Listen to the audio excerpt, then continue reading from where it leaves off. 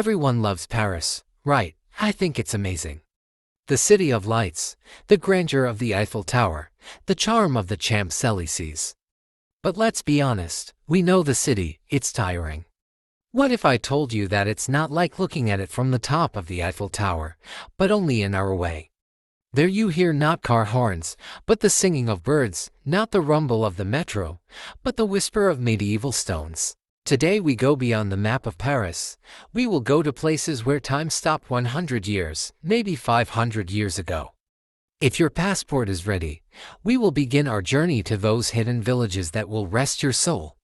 I wonder which of these villages could be your dream home. Our first stop is Auvers-sur-Oise, north of Paris, on the banks of the Oise River. He created more than 70 of his masterpieces in these streets. Let's look at it from a scientific perspective for a moment. Why did artists choose this particular village? The answer is light. The atmospheric pressure and humidity here refract the sun's rays in such a way that the colors appear more vivid. When you look at the village hospital, you step into the presence of Van Gogh's famous painting. But it is also a witness to a drama. The graves of Van Gogh and his brother Theo, standing side by side, are also here.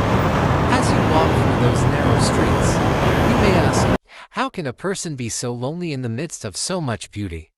Do you think art saves people, or does it make them even more useful? Now, we turn the wheel together to the southeast. Welcome to the town of Provence, a UNESCO World Heritage Site. You are disconnected from the modern world by entering here. Walls, Caesar. It is interesting that in the Middle Ages this was chosen as the economic power of Europe. Large trade fairs came here, currency exchanges took place here. The establishment of today's international banking systems was probably laid between these stones. Every year in the province there is a medieval festival. Imagine, around you there are knights, street artists, and ancient people playing musical instruments.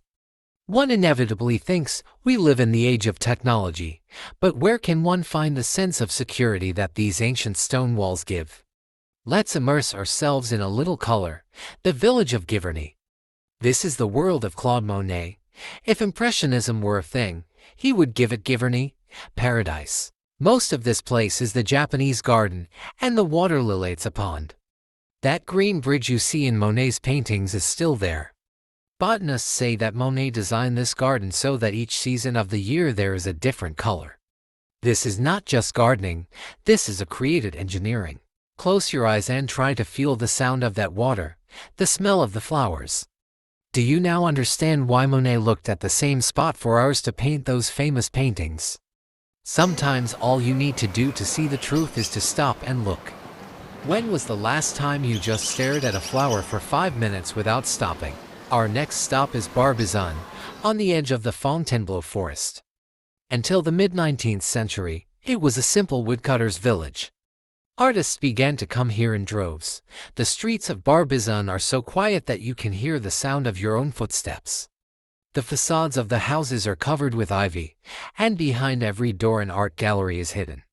The famous French philosophy of art de vivre, the art of living, is felt here in its fullness. France is not just croissants and fashion. France is also a welcoming and profound soul that looks out through these small windows.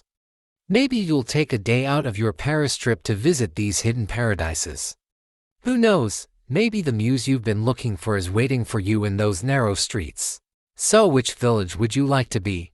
A knight living in a medieval castle or an artist creating paintings in a colorful garden? Write in the comments, I'll read each one. If you like the video, don't forget to like and subscribe to the channel so we can discover more hidden places together. Remember, the most beautiful views are hidden in the smallest visible points on the map. If you enjoyed this video, don't forget to give it a thumbs up.